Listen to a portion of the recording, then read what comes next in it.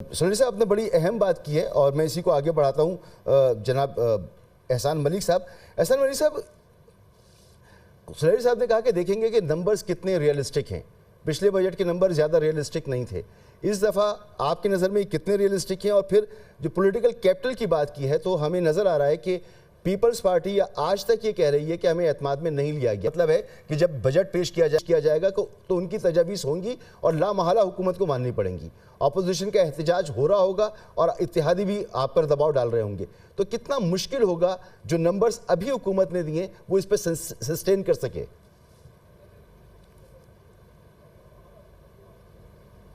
بسم اللہ الرحمن الرحیم. مسعود تھینک یو ویری مچ.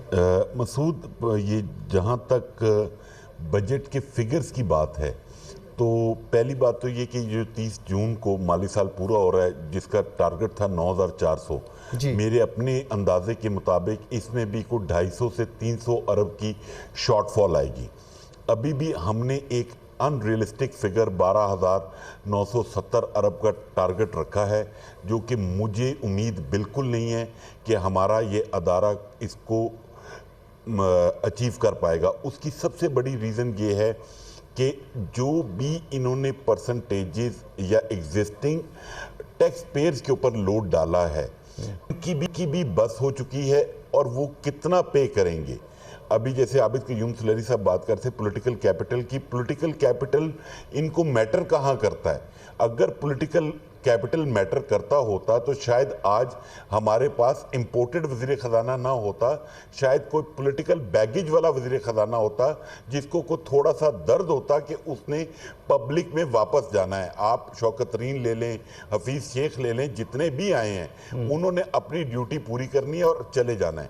میرا اس سارے ایشو میں جو میں باقی بھی ڈیبیٹ کر رہا ہوں کہ پرابلم یہ ہے کہ ہم ریفارمز کی بات کر رہے ہیں، سٹرکچر چینجز کی بات کر رہے ہیں، ایف بی آر کی پرفارمنس کی بات کر رہے ہیں، جو کہ مجھے نہیں لگتا. کیونکہ میں اپریشیٹ کروں گا عابد قیوم سلیری صاحب کو، ایس ڈی پی آئی کے فورم سے انہوں نے کافی کام کیا، پائیڈ نے بہت کام کیا، پرائم نے بہت کام کیا، بٹ انفارچونیٹلی ہمارے یہ جو بابوز ہیں، بیوروکریسی ہے، ان کی ایگوز اتنی بڑی ہیں کہ وہ ان لوگوں کی سجیشنز پہ عمل کرنے کو تیار نہیں ہیں.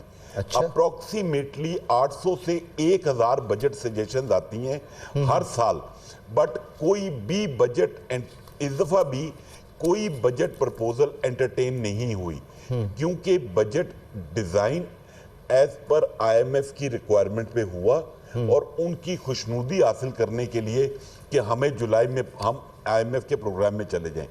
بٹ میں اس پہ بڑا حیران ہوں، پریشان ہوں کہ کیا مطلب آئی ایم ایف کی آنکھیں بند ہیں؟